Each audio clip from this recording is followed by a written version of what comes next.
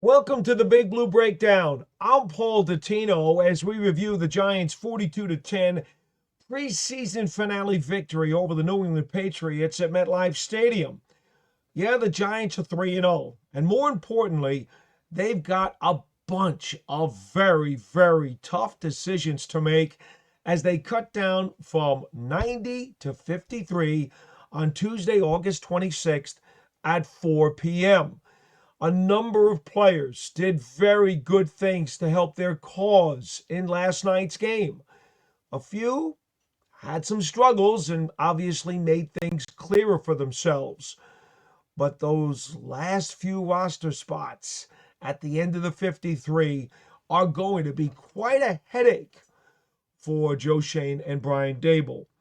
All right, let's go through what was good about the game, what was rough about the game, and then we'll hit our game balls and gassers.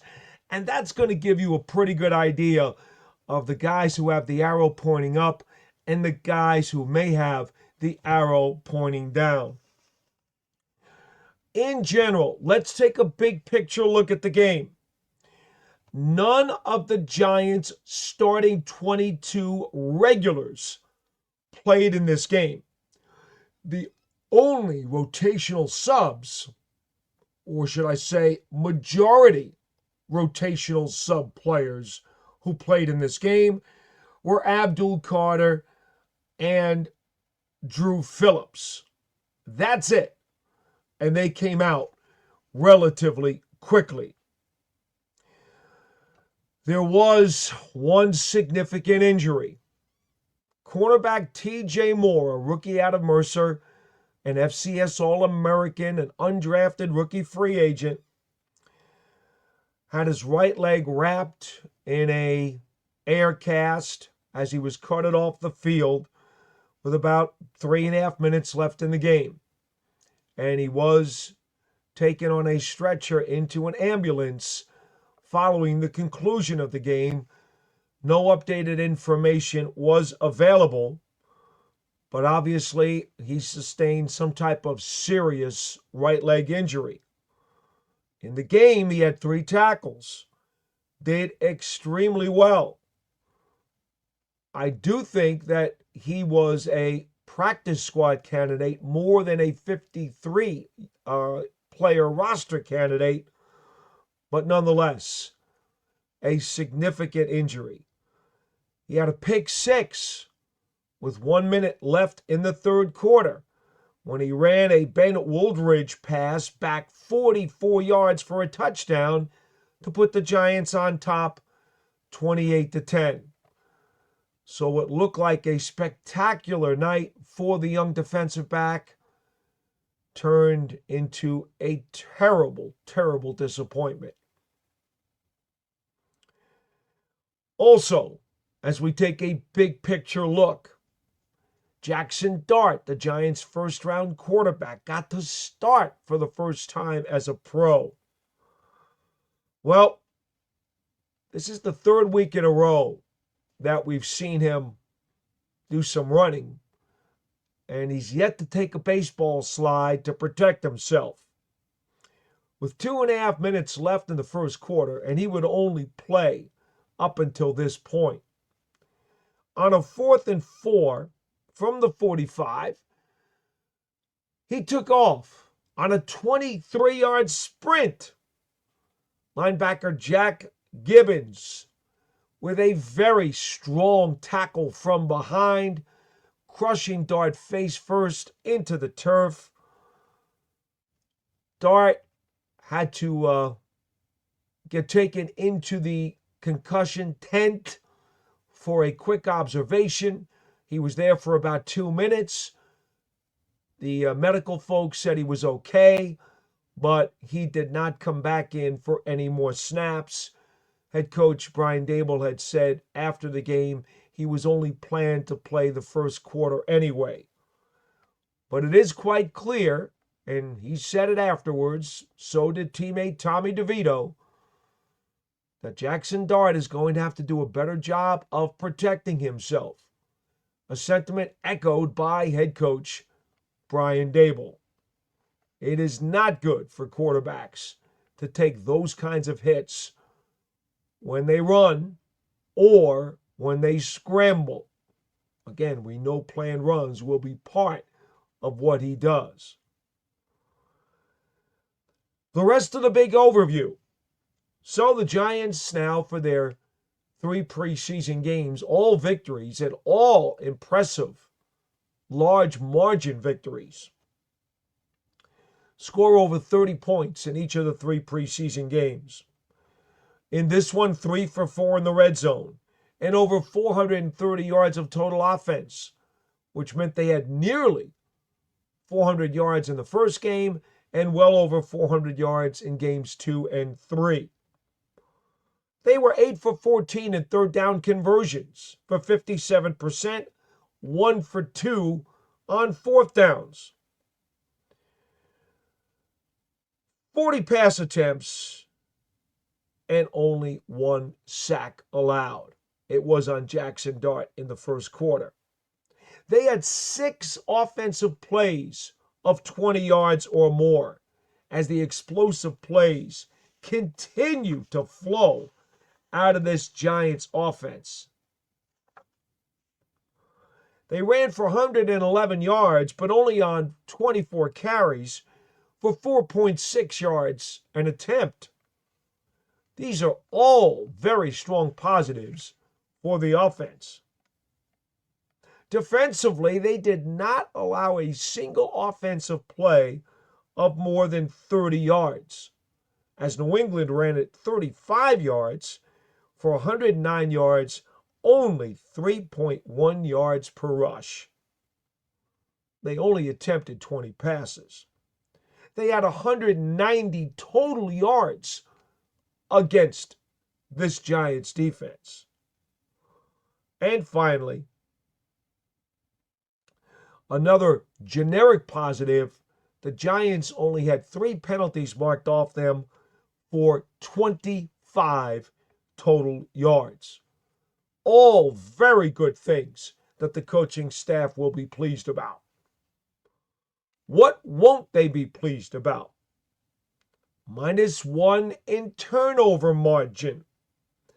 Jameis Winston overthrowing a receiver, winds up with an interception in the third quarter. And also Turbo Miller, while trying to set up a block on a punt return, had the ball bounce around, come up and hit him on the back of the helmet, and it was recovered as a muff by the Patriots. The Winston pick was converted into a touchdown. The muff off of Miller's helmet was converted into a field goal. Now, if you recall, I told you the score was 42-10. So the Patriots got all 10 of their points as conversions off of the Giants' 2 turnovers. The Giants' lone takeaway, we told you before, TJ Moore with a pick 6. Giants defense only recorded 1 sack and 3 quarterback hits on 20 pass attempts by New England's offense. So those are some of the big picture items that the coaching staff will look at as they review the game films overnight and early this morning. It is time for our game balls and gassers. And certainly, all of these players probably had some reaction to the game last night as they thought about ways to improve their roster standing and ways that they did not help themselves. The game ball on offense has to go to quarterback Tommy DeVito. 3 touchdown drives, culminating in 3 touchdown passes on only 4 second-half possessions. In short, DeVito was terrific and obviously enhanced his credentials as someone who belongs on an active NFL roster. 17 of 20 for 198 yards, no turnovers, and we mentioned the 3 touchdowns. More importantly, DeVito has significantly upped his game during this offseason, and specifically in the preseason games, to where even though last year, in his second NFL campaign, he did not necessarily play well enough to move the needle and to take himself into a spot where the Giants would have felt comfortable with him as the second stringer. Well, based on what he's done this offseason and now here in August, I think you could make a strong case for him that he has revitalized his ceiling. He has renewed his upside. And Tommy DeVito, if he does not stick on the Giants roster because of the numbers game, again, the Giants have 4 quarterbacks. They're only going to keep 3 on the active 53. Tommy DeVito is going to be in the National Football League opening day with somebody. I would find it very hard to believe, and I have said this now for quite a while, that he will pass through waivers, not get claimed, and wind up back with the Giants practice squad. I think that is a very remote possibility. Now, there were 3 other players who are bubble players, specifically 2 tight ends and a wide receiver, who fared very well last night and may have given the coaches something else to think about in this final week before the cuts. Greg Dulcich caught 2 touchdown passes. Tommy Fidone also wound up with 4 receptions. Dulcich had 2 touchdowns on his 4 catches. Both of these tight ends appear to be very quality players. Fidone, of course, a rookie. Dulcich has been in the league for a few years. Both of these guys can play. There is no question about that. Do the Giants have enough room to keep a 4th tight end on the roster? They'll certainly keep 3, but can they keep 4? It's very, very rare, but it's been done before that teams have actually kept as many as 5. Very, very rare. It won't happen here. Could they possibly squeeze a 4th? But that would mean Fidone and Dulcich are battling for 1 spot, if you believe that Johnson, Bellinger, and Manhertz are the top 3. Another strong game for Gunnar Olszewski. Caught all 3 of his targets for 68 yards. Had a 50-yard catch and run. He just does everything he's asked to do and has hands like flypaper. And he is tough as a cup of steel nails. What do you do with a player like that? It's awfully hard to lose him. Running back Jonathan Ward shows that he absolutely wants to stay in the building. 41-yard catch and run for a touchdown. I mean, played well, ran hard, finished with 6 carries for 29 yards, including a long of 13. He's not going to beat out Turbo Miller, who ran 11 times for 41 yards, and in my mind has solidified already the previous week a spot as the 4th running back on the 53.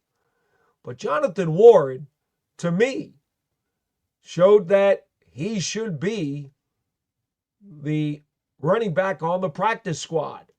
He turned out to be a heck of a lot more than just a placeholder. You remember with Sean Baker, got hurt, young rookie, undrafted free agent during training camp. And the Giants brought in Jonathan Ward. Many people thought he might just be a training camp body. I think he made a very strong pitch last night to be on the practice squad. And I might as well say it now. My special teams game ball does go to Jonathan Ward, who was in on special teams and made 2 solo tackles. That can't be ignored. On defense, well, we should mention the fact that Ward had the pick 6. And again, I'm going to go in reverse here because another honorable mention game ball on defense has to go to linebacker Trace Ford out of Oklahoma. He had 4 solo tackles in the game and primarily was very, very important and instrumental in the Giants' defensive effort. At the end of the first quarter, he had 2 very solid tackles on running plays just before the end of the period on a drive that wound up culminating in a Patriots punt. I thought that Trace Ford had himself a very strong game in making a pitch as potentially squeezing onto the 53 as the final outside linebacker.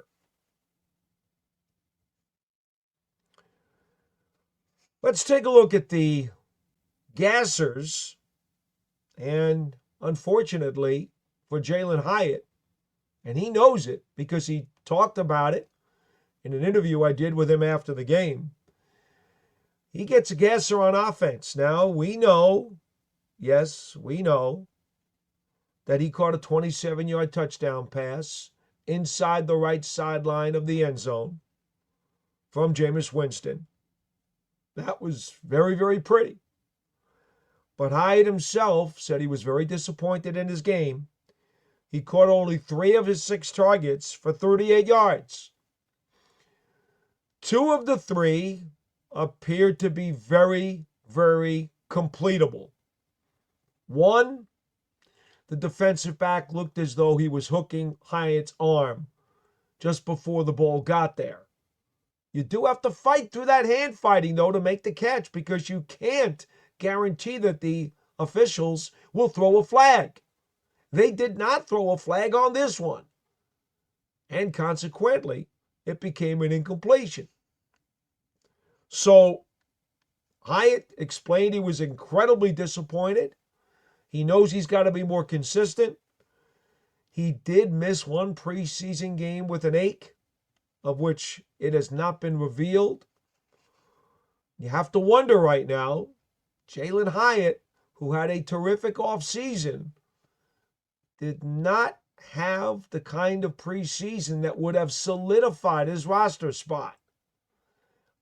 I think he is in a very shaky situation right now, which would be a darn shame after he had a terrific offseason.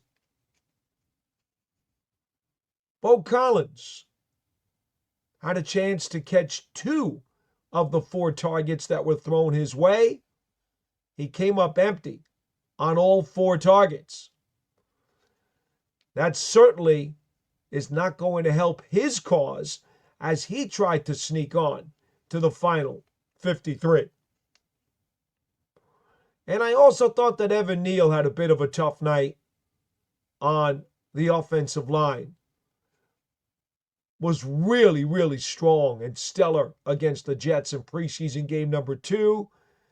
Had more trouble in his pass protection in game number 3 against the New England Patriots. Certainly not enough to undo all of the good that he's done. So Evan Neal will be on this team. But he did take a little bit of a step back in this game. Certainly, again, he has built up so much credit during the offseason. I don't think that's anything specifically to worry about, but a momentary blip as his arrow continues to point upwards. Defensively, cornerback D. Williams. Really rough night.